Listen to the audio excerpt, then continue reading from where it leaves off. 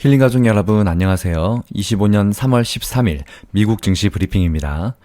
도널드 트럼프 미국 행정부가 12일 철강 알루미늄에 25%의 관세를 발효하고 유럽과 캐나다 등이 보복 관세를 발표하면서 글로벌 관세 전쟁이 더욱 강해지는 가운데 다른 한편에서는 인플레이션 우려가 완화되면서 뉴욕 증시에서 기술주가 일제히 반등세를 나타냈습니다. 하지만 아직 관세 전쟁의 여진이 이어지면서 투자자들의 경계감은 수그러들지 않고 있는 상황입니다. 기술주 비중이 상대적으로 낮은 다우지수는 전장보다 0.2% 내린 41,350의 거래를 마쳤고 S&P 500 지수는 전장보다 0.49% 오른 5,599를 기록했습니다. 기술주 중심의 나스닥 지수는 전장보다 1.22% 오른 17,648의 거래를 마감했습니다. 필라델피아 반도체 지수는 2.45% 상승해서 4,481을 기록했고 새로 시작한 AI 반도체 지수 3.08% 상승해서 1,014를 기록했습니다. 월가의 공포지수로 불리우는 시카고 옵션거래소의 변동성지수 VIX는 오늘 9.99% 급락해서 24.23을 기록했는데요. 와, 그나저나 오늘 CPI가 잘 나왔는데도 아직도 24네요. 그동안 시장이 얼마나 공포스러웠는지를 잘 말해주는 수치입니다. 최근에 뉴욕 증시는 트럼프발 관세 불확실성 우려에 더해서 경기 침체 공포까지 더해지면서 약세 흐름을 보여왔는데요.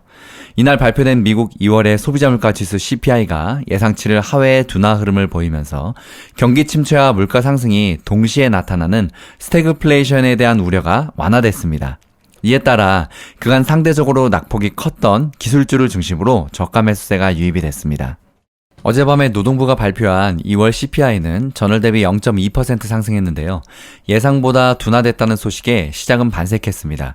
이는 전년 동기 대비로도 2.8% 상승하면서 1월의 3%의 상승보다 상승률이 완만해졌습니다.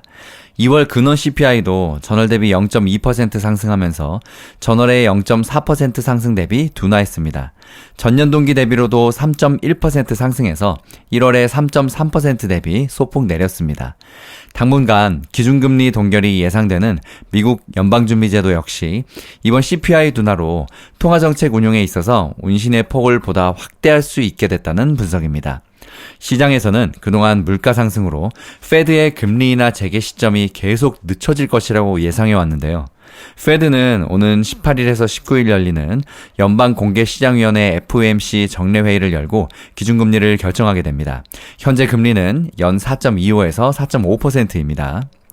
에스피리언트 웰스 매니지먼트의 데이비 그렉 잭 투자전략 리서치 매니징 디렉터는 이 지표로 스태그플레이션 논의가 약간 희석되고 페드도 어느 정도 정책 유연성을 회복할 것이라며 만약 인플레이션 수치가 더 높게 나타났다면 경제가 계속 둔화되더라도 페드가 대응하지 못할 것이란 우려가 커졌을 수 있다고 분석하기도 했습니다.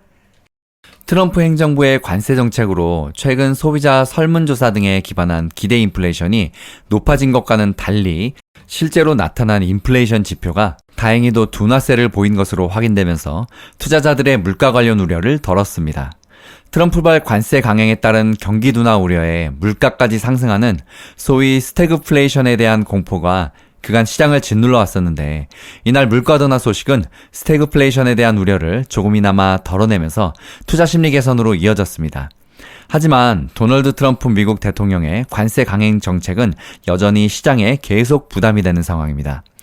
트럼프 행정부가 이날 철강 알루미늄을 25% 관세를 발효하고 유럽연합과 캐나다가 보복 관세로 맞대응까지 하면서 무역 전쟁 불확실성을 키우면서 물가지표 호조의 영향은 산업재 등의 경기 순환주에까지는 미치지 못한 채 반도체 등 기술주 영역에만 국한됐습니다. 오늘 주요 종목들의 등락률을 보면 테슬라와 엔비디아가 이틀째 큰 폭의 상승세를 이어가면서 M7 종목들도 애플만 빼고는 모두 올랐습니다.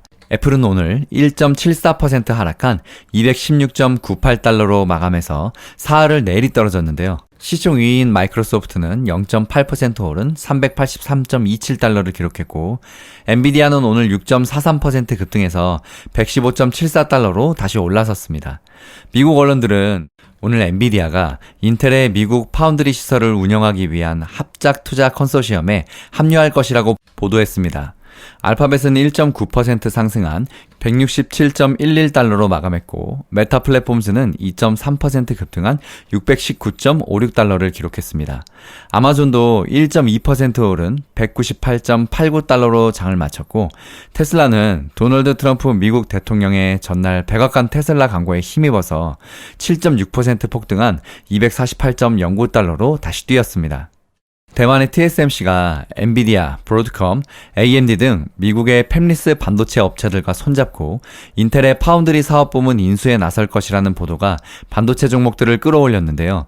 이들이 컨소시엄을 구성해서 인텔 파운드리 부문을 인수하면 미국 내의 안정적인 반도체 공급망을 확보해서 트럼프의 반도체 관세 위협에서 벗어날 것이라는 기대감이 작용했습니다. AMD는 오늘 4.16% 급등한 100.79달러를 기록했고, 브로드컴은 2.18% 뛴 194.23달러로 다시 올라섰습니다. 컨소시엄을 주도할 대만 TSMC는 3.63% 급등한 177.17달러로 올라섰습니다. 파운드리 부분을 매각한 인텔은 4.55% 급등한 20.68달러로 치솟았습니다.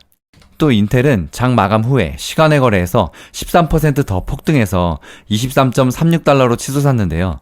인텔이 리프탄을 새해 최고 경영자로 임명했다고 발표하면서 주가가 폭등했습니다. 리프탄 신임 CEO는 인텔을 비롯해서 주요 반도체 설계 업체들이 활용하는 소프트웨어 업체 카덴스 디자인 시스템스 CEO 출신인데요. 인텔의 CEO 공백이 해소되는 한편 인텔이 탄의 전문 지식을 바탕으로 재도약할 수 있을 것이라는 기대감이 작용했습니다. 인텔 파운드리 인수 관련 소식은 다음 영상에서 한 번 더 다루도록 하겠습니다. 오늘 관세 정책이 업종별로 희비를 가르기도 했는데요.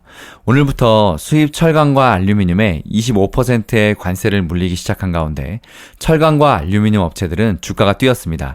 뉴코는 0.74% 오른 130.86달러, 또 US 스틸도 2.68% 급등해서 38.05달러로 올라섰습니다. 또 미국 최대 알루미늄 업체 알코아는 4.04% 급등한 33.25달러로 장을 마쳤습니다. 반면에 디트로이트 빅3 자동차 업체들은 하락세를 이어갔는데요.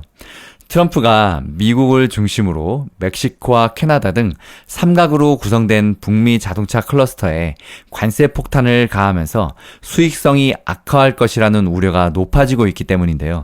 특히 이탈리아와 프랑스, 미국 합장사인 스텔란티스의 주가 낙폭이 오늘 가장 컸습니다. 스텔란티스는 오늘 1.28% 하락한 12.32달러로 떨어졌습니다.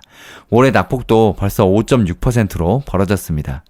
북미 클러스터 의존도가 높은 제너럴 모터스는 0.79% 내린 47.9달러를 기록했고, 포드는 오늘 1.03% 하락한 8.59달러로 마감했습니다. 다음 영상 또 이어집니다. 힐링가족 여러분, 성공투자 파이팅!